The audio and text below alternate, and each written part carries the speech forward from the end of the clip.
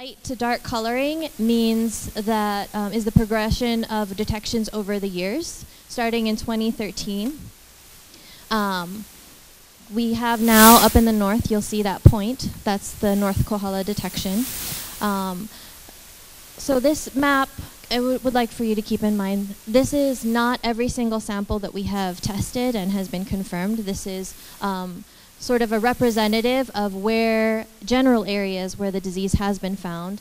It does look like the disease is throughout the island. And yes, it is found throughout most of the distribution of Ohi'a forests. However, we do quarterly surveys of the island, and the vast majority of our forest is still very healthy looking. So keep that in mind as you look at this. The dots are about 4 miles across, and that is to maintain landowner privacy. It looks like the dots are all along transportation routes because we tend to sample where we have access to. So the Kohala detection, it was found in September of 2017 by the air surveying, and it was found by our early detection and rapid response group. The landowner has been very cooperative. They shut down access to the site within days of being informed that their samples were positive. And there have been a little over 50 trees confirmed with rapid Ohi'a death. The big concern about this situation was that North Kohala is so close, roughly 40 miles from Maui, East Maui. And so with the theory that we have right now of windblown beetle frass, this situation was very concerning to us. So we have been out monitoring the area, and luckily, fortunately, we have negligible amount of beetle production, frass production. And so that is giving us a lot of hope for a very low likelihood of the disease spreading to Maui in the mode of the frass. So some trees have been cut. Not all trees, just because we're trying to reduce the amount of infectious inoculum in the air. It's also produced by our sawing activity. So just a few trees were cut. There is, as I said, ongoing monitoring at the site. And we have done outreach to these folks so far. And the area is still being monitored by the air as well as on the ground. And through work, the DLNR was able to secure funding, in large part with the help of Deputy Director Bob Masuda, who many of you may know, and Representative Cindy Evans. Thank you so much. Release of $1.26 million from the state to help fund ROD detection and response and monitoring. So that was hugely helpful. So we know that rapid Ohi'a death, the fungus that is at work here, it requires a wound to get into the trees, okay? This is messaging that we've been putting out for the last year. Hopefully most of you, if not all of you, are already aware of this. And this can be things as simple as pruning in our yards or weed whacking or lawn mowing. All of those actions can cause wounds, and we've seen in the field through those methods as well as feral ungulate damage that the fungus can actually colonize the surface of the exposed wood once that bark has been stripped away. So it really requires a cut in the bark. Through our pathology work in the last year, we now know that we have 2 different species of this genus called Ceratocystis. Earlier on, we were calling it all Ceratocystis fimbriata, grouping it all together. But we now know through genetic work that these are 2 different species of fungi. They are new to science and new to Hawaii. And so they are in the process of being named. Their names are here: Ceratocystis leuco-Ohi'a and Ceratocystis hulio-Ohi'a. Ceratocystis leuco-Ohi'a is the more virulent of the 2 species. There was an experiment that our pathologists conducted out in the field where they inoculated healthy Ohi'a trees. After 3 months, they took the trees down and dissected them to look at the staining patterns to see how far the fungus had moved. And so in the upper photo, you'll see Ceratocystis leuco-Ohi'a, the more virulent of the 2, had moved throughout the entire tree in those 3 months. It had gone from root to the crown, okay? Hulio-Ohi'a this was more positive finding, was very limited in the amount that it spread. So it was really concentrated just around that initial infection site. It's a slow mover, and it just creates these localized areas of necrotic tissue. We had a student who partnered with us through University of Hawaii Tropical Conservation Biology and Environmental Science program at Hilo. He was looking at 4 different varieties of Metrosideros polymorpha, that's the scientific name for Ohi'a, 4 different varieties in his master's work. And he found that 2 of those varieties, the Incana and Nuellii, show some tolerance to the disease, at least from his sampling of seedlings in the greenhouse. And so from this work, we're going to be scaling up the Ululehu Million Ohi'a Initiative. I don't know how many you have heard of that, but they've just received a grant to go out into the rod-stricken areas of Puna and target these healthy standing trees, collect seed from those trees, take them back to the greenhouse and rear them, and test for more resistance with these methods that Blaine used.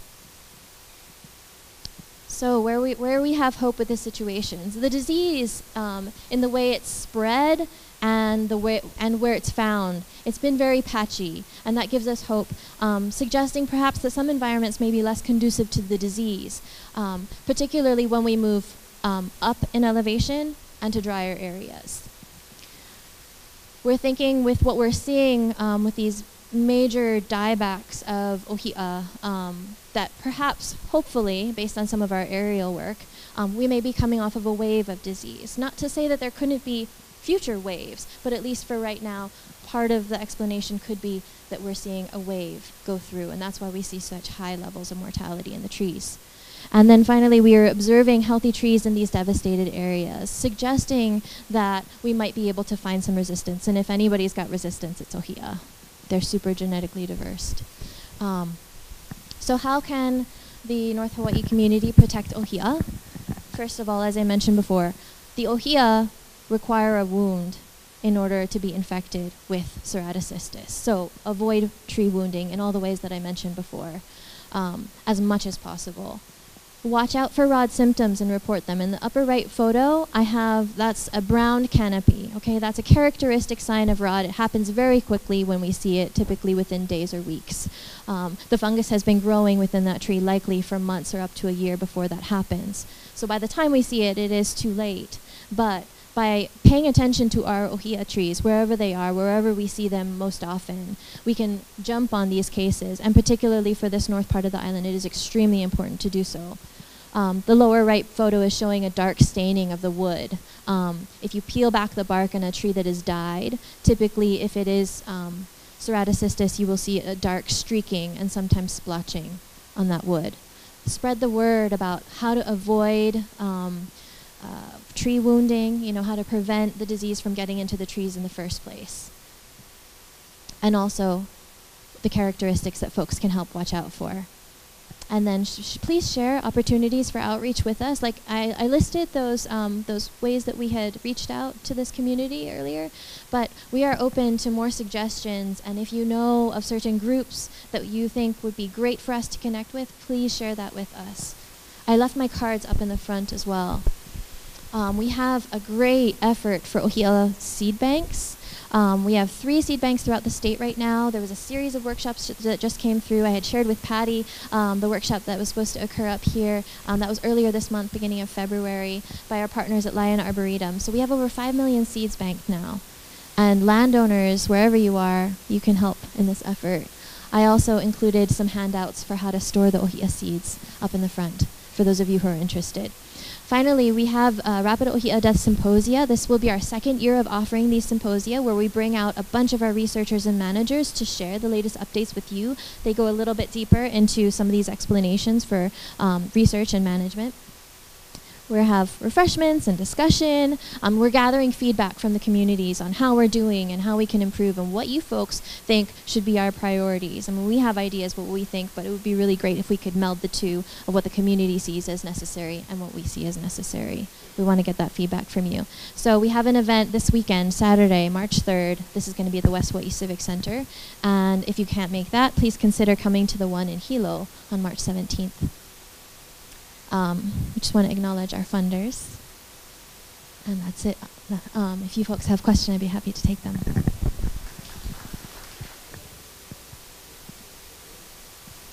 So the question is,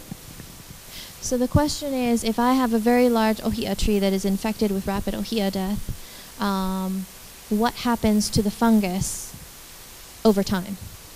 Yes, when it dies. Okay, so we know, at least at this point, right, so the ceratocystis was isolated, found to be the cause of rapid Ohi'a death just 4 years ago.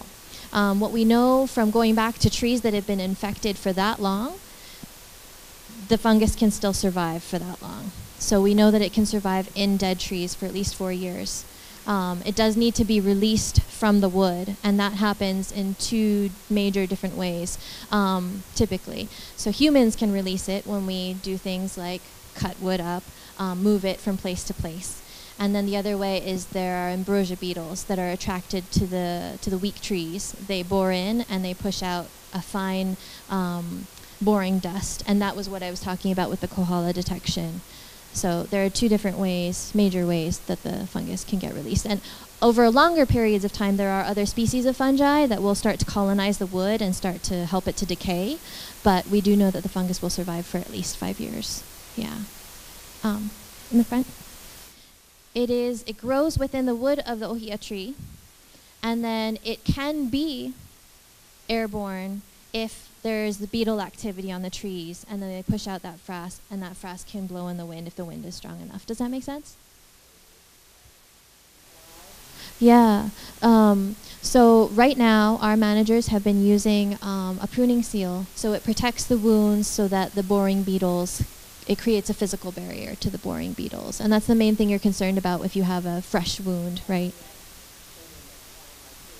Oh. Sure.